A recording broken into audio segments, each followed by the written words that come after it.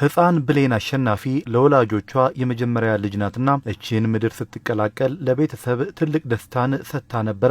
ይሁን እንጂ ገና የ40 ቀን ጨቅላ ያለች ከባድ የጤና እክል እንዳጋጠማት በመታወቁ ቀሪ እድሜዋ ለሷም ለቤተሰቦቿም አስቸጋሪ ሆኖ ዛሬ ደርሰዋል። ህፃን ብሌን እድሜዋ 10 ቢደርስም እንደ እድሜ ኩዮቿ መቦረቅ፣ መጫወት እንዲሁም መማርን አልታደለችም። የጤና እክሏ ይህን እንድታደርግ አልፈቀደላትምና በዚህ ሁሉ ውስጥ ግን ያለ እናት የሚያሳድጋት አባቷ አቶ አሸናፊ አሰፋ ልጁን በመንከባከብና የሚያስፈልጋትን ሁሉ በማሟላት ከጎኗ ሳይለይ ቆይቷል። በጠባብ የኪራይ ቤት የከተማ ጽዳትን በመስራት በሚያገኛት አነስተኛ ገቢ ልጁን እየተንከባከበ በሌላ በኩል ደካማ እናቱን እየጦረና ቤተሰቦቹን እያስተዳደረ የሚኖረው አቶ አሸናፊ በጥንካሬውና በአባታዊ ፍቅሩ የብዙዎች አርአያ ሆኗል። ብሌን አሸናፊ ከኋላ የምታዩት ልጅ ወልዳ በ40 ቀኗ ነው ሃይድሮሴፋለስ ጭንቅላቷ ውስጥ የነበረው።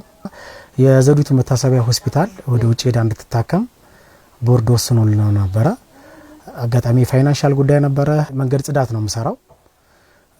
የሰራሁት ለድፍን 13 አመት ነው።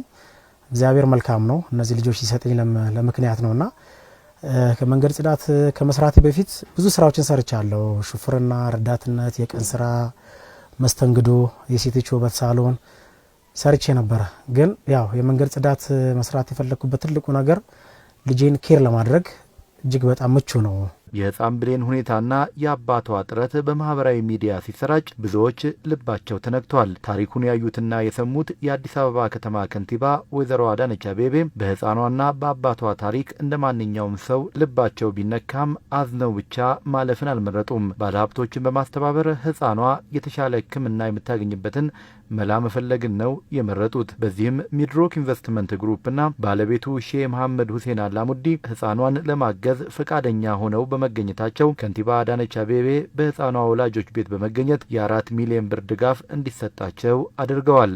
ሕክምናውን እንዴት ማገዝ እንችላለን የሚለውን ያየነው።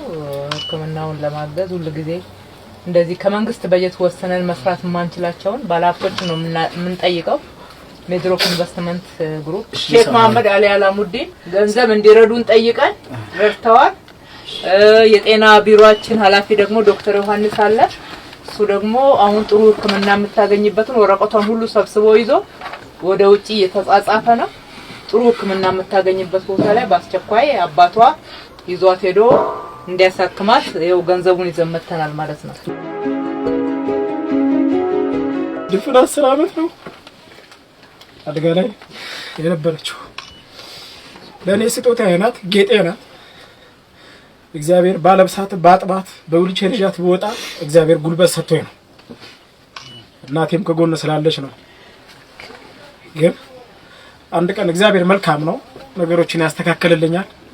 ሁላችሁም ከጎን የሆናችሁ ያገዛችሁኝ የመንግስት አካላቶች በሙሉ ግለሰቦች በሙሉ እድሜና ጤና ይስጣችሁ። ልጄም ደግሞ ቆማ እግዚአብሔርን የምታመሰግንበት እናንተን የምታመሰግንበት ነገር ቅርብ ይሁን ነው ማለት።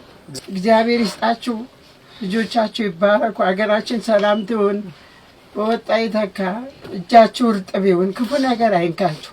ሚድሮክ ኢንቨስትመንት ግሩፕ በመሰል የበጎ አድራጎት ተግባራት ቀድሞ ደራሽ መሆኑን ያስታወሱት ከንቲባ አዳነች አቤቤ በሚኒሊክ ሆስፒታል የኩላሊት እጥበት በነጻ ለታካሚዎች እንዲሰጥ በማድረግ በኩል እያደረገ ላለው ድጋፍም አመስግነዋል። የህፃን ብሌን ሕክምና በውጭ ሀገር እንዲከናወን በአዲስ አበባ ጤና ቢሮ በኩል ጥረቶች የተደረጉ ሲሆን በአፋጣኝ ሕክምናዋን እንደምታከናውን ተገልጿል። በሌላ በኩል ወደ ውጭ ሀገር ሄዳ እስክትታከም በሀገር ውስጥ ክትትል ለማድረግ ምቹ የሆነ እንዲሁም ቤተሰቦቿም የተሻለ ማረፊያ እንዲያገኙ መኖሪያ ቤት ተሰጥቷቸዋል። እቺ ህፃን በእግሯ ሄዳ ስትማር እንደ ጓደኞቿ ስትቦርቅ የዛችን ካንተም በላይ የዛች ትንሽ እህቷን ደስታ እግዚአብሔር ከፍ አድርጎ እንዲያሳየን ከልብ እንመኛለን፣ እንጸልያለንም። በርቱ፣ አይዟችሁ። አሁን ፊዚዮቴራፒ ያስጀምርላት ብለን ነበር እስከምትሄድ ድረስ ዶክተር ዮሐንስ ወረቀት ላይ የፊዚዮቴራፒ ትዕዛዝ ስላየን ማለት ነው። እሱን ለማድረግ እዚህ ቤት ውስጥ በጣም አስቸጋሪ ነው የሚሆነው።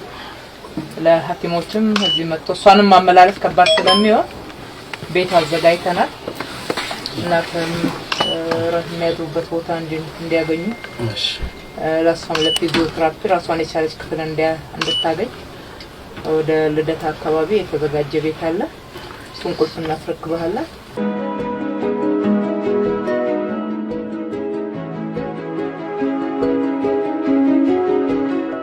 ስለ እውነት አልጠበቅኩኝም። አሁን በዚህ አጋጣሚ ክብርት ከንቲባን አዳነች አቤቤን እንዲሁም ሼህ ማሙድ አላሙዲንም እጅግ በጣም ከልብ ነው ማመሰግነው። ምክንያቱም ከጎን ሆነው ለሕክምና ብለው 4 ሚሊዮን ብር ሰፖርት አድርገውኛል። እጅግ በጣም አድርጌ ነው ማመሰግነው። እኔ ያው ከምሰራው ስራ አንፃር ደሞዜ መካከለኛም ቢሆን የምኖረው እንደምታዩት ነው። ቤቴ በዚህ ቤት ውስጥ 6 ሰዎች ነን የምንኖረው። እኔ ያለው 2 ልጆች ያሉ እንዳያት እናት ያለች 2 እህቶች ያሉ። ጠባብ ነው። በቤት ክራይ ነው የምንኖረው።